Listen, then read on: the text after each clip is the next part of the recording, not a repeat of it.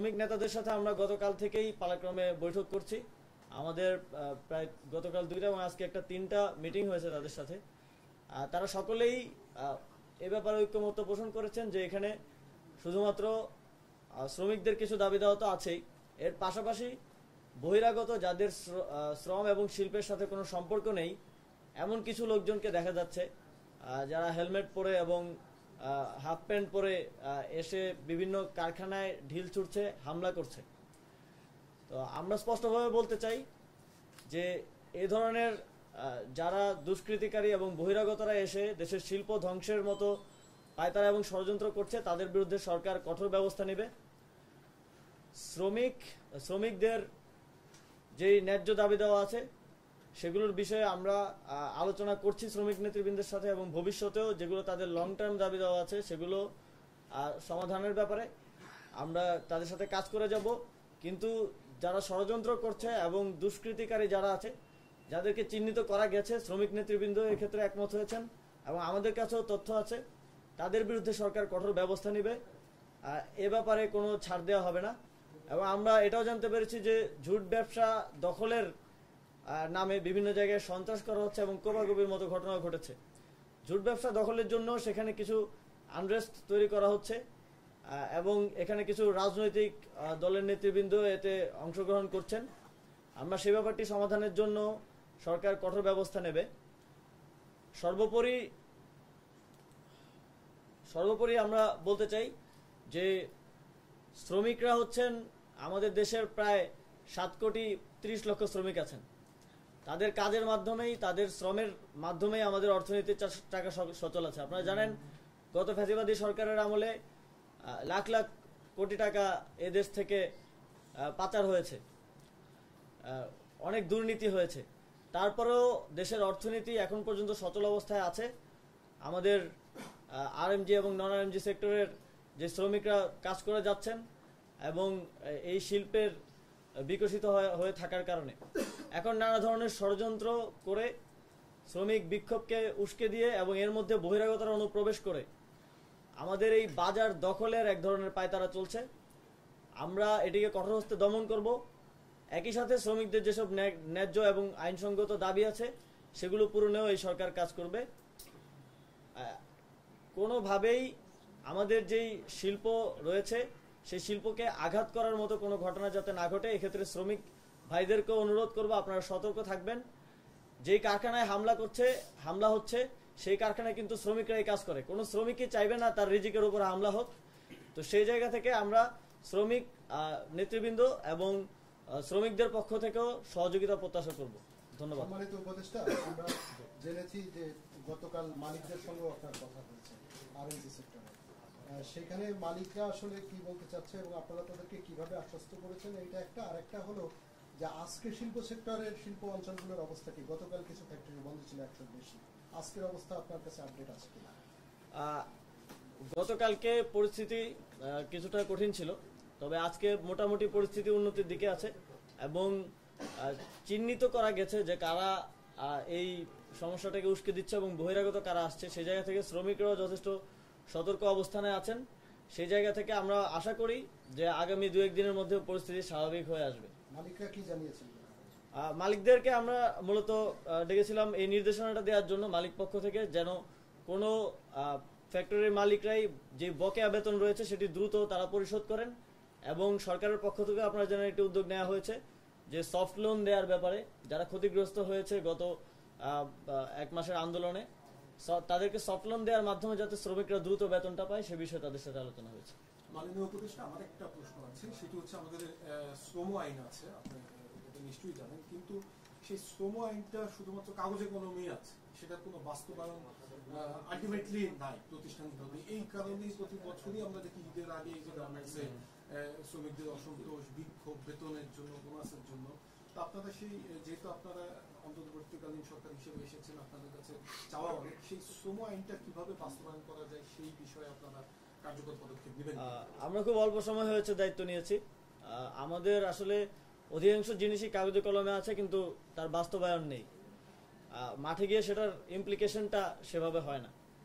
তো সেই জায়গাগুলো, সেগুলোর বাস্তবায়ন এবং প্রয়োজনে আরও সংস্কার, সকল পক্ষের সাথে কথা বলে আরও শ্রমিক বান্ধব কিভাবে করে তোলা যায় সে বিষয়ে আমরা অবশ্যই কাজ করব এবং বাস্তবায়নের জন্য ইতিমধ্যে আমরা নির্দেশনা দিয়েছি। সরকার এ বিষয়ে সর্বোচ্চ চেষ্টা করবে এবং একই সাথে আমরা সকল পক্ষের যারা স্টেক হোল্ডার আছেন সকল পক্ষেরও সহযোগিতা প্রত্যাশা করব। সম্মানিত উপদেষ্টা, আপনি একটা কথা বলছেন যে আমাদের বাজার দখলের জন্য এক ধরনের অপচেষ্টা হচ্ছে, এইটা যদি একটু ক্লিয়ার করতেন যে আমাদের গার্মেন্টসের বাজার মানে কারা দখল করতে চায়? আমাদের শুধু গার্মেন্টস না, যেমন নন আরএমজি সেক্টরে যে ঔষধ শিল্প, আমাদের ঔষধ শিল্প ঈর্ষণীয়ভাবেই ভালো করেছে বিগত বছরগুলোতে এবং ওষুধে আমরা মোটামুটি স্বয়ংসম্পূর্ণ এবং আমরা বিদেশেও রপ্তানি করছি। আমরা দেখেছি গত 50 বছরে কখনো সেখানে কোনো আনরেস্ট হয়নি, কারণ বেশিরভাগ ওষুধ কোম্পানিগুলো ওয়ার্ল্ড স্ট্যান্ডার্ডেও তারা টপ 10-এর মধ্যে আসে আমাদের। তো তারা সব ধরনের স্ট্যান্ডার্ড মেনে চলে এবং শ্রমিকদের বেতন ভাতা দিয়ে নিয়ে সেখানে কখনো কোনো আনরেস্ট হয়নি।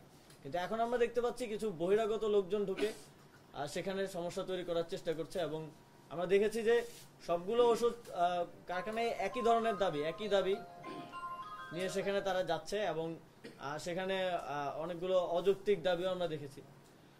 তো কিছু ওষুধ শিল্প এবং গার্মেন্টস সেক্টরে বাংলাদেশ যেই উন্নতিটা করেছে এবং বাংলাদেশের অর্থনীতি কে সচল রাখার এবং অর্থনৈতিক উন্নতি করার যেই একটি গুরুত্বপূর্ণ জায়গা, সেটা নিয়ে অনেকেরই ঈর্ষা আছে এবং অনেকেরই সেই বাজার দখলের প্রয়াস এর আগেও আপনারা দেখেছেন।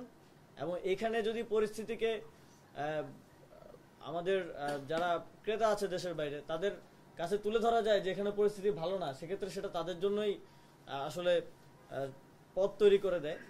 সেই জায়গা থেকে আমাদের কাছে ইনফরমেশন আছে, আমরা দেখছি যে এখানে যারা বহিরাগত, যাদের এই শিল্প এবং শ্রমের সাথে কোনো সম্পর্ক নেই, তাদেরকেও এখানে ঢোকানো হচ্ছে এবং এখানে ইনভেস্ট করা হচ্ছে।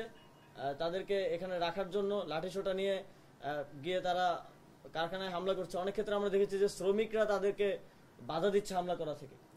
তো এই জায়গা থেকে আমরা মনে করছি যে এখানে একটা চেষ্টা হচ্ছে বাজার দখলের, কিন্তু শ্রমিকরাও এই বিষয়ে সচেতন আছেন, শ্রমিকরাও তাদের কারখানা রক্ষায় কাজ করছেন। আমরা মনে করি এই ধরনের কোনো ষড়যন্ত্রই আসলে বাস্তবায়ন করা সম্ভব হবে না।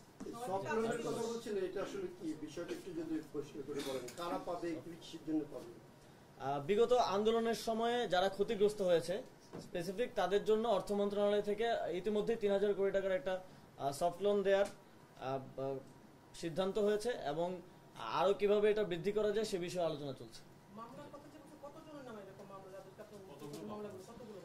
2023 সালের আন্দোলনে স্পেসিফিকলি আমরা বলছি যে যাদের বিরুদ্ধে নিপীড়নমূলক মামলা হয়েছে, মিথ্যা মামলাগুলো হয়েছে, কতগুলো মামলা হয়েছে সেটা আমরা আইন মন্ত্রণালয়ের সাথে আলোচনা করছি এবং সেই মামলাগুলো আমরা প্রত্যেকটা মিথ্যা এবং নিপীড়নমূলক মামলায় আমরা প্রত্যাহার করব। 23 সালে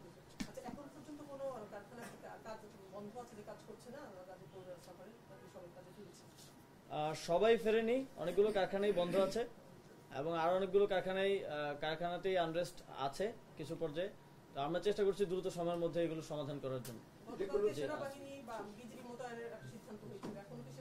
হ্যাঁ, যৌথ বাহিনী সেখানে কাজ করছে এবং তারা সেখানে মাইকিং করছে এবং মালিক পক্ষ থেকেও মাইকিং করা হচ্ছে এবং এই কারণেই পরিস্থিতি কিছুটা আজকে আমাদের কন্ট্রোলে এসেছে এবং আমি মনে করি যে আগামী 2-3 দিনের মধ্যে পুরোপুরি নিয়ন্ত্রণে চলে আসবে।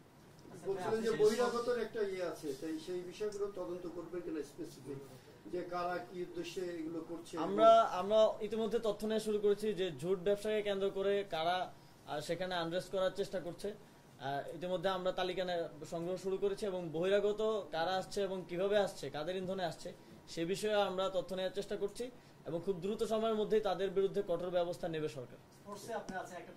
স্পোর্টস নিয়ে এখানে স্পোর্টস নিয়ে কোনো কোশ্চেন না নেই, যেহেতু স্পেসিফিক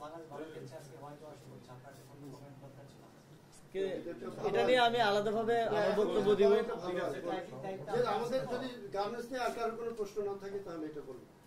প্রথমবারের মতো পাকিস্তানকে বাংলাদেশ হোয়াইট ওয়াশ করতে যাচ্ছে, খেলা কি শেষ হয়ে গেছে? কিভাবে দেখছেন? বাংলাদেশের ইতিহাসে তো বাংলাদেশ কখনো পাকিস্তানের সাথে টেস্ট জেতেইনি, সেই জায়গায় আমরা দুটো ম্যাচই সিরিজের দুটো ম্যাচ জিতেই পাকিস্তানকে হোয়াইট ওয়াশ করার যে গৌরব অর্জন করছি এটি অবশ্যই আমাদের জন্য গৌরবের, এবং এজন্য আমি জাতীয় দলকে অভিনন্দন এবং শুভেচ্ছা জানাই। যেই জুলাই বিপ্লবের যে স্পিরিট, এটা আমরা স্পোর্টসের ক্ষেত্রেও দেখতে পাচ্ছি। আসলে আমাদের খেলোয়াড়রাও তো আমাদেরকে বিশ্বের দরবারে আমাদেরকে রিপ্রেজেন্ট করেন। আমরা সাফ অনূর্ধ্ব বিষয়েও দেখেছি এবং ক্রিকেটেও আমরা দেখছি, এবং ভবিষ্যতেও যাতে এটা সাস্টেইন করে এবং আমরা আরো ভালো করতে পারি সে বিষয়ে আমরা কাজ করে যাচ্ছি এবং কাজ করে যাব।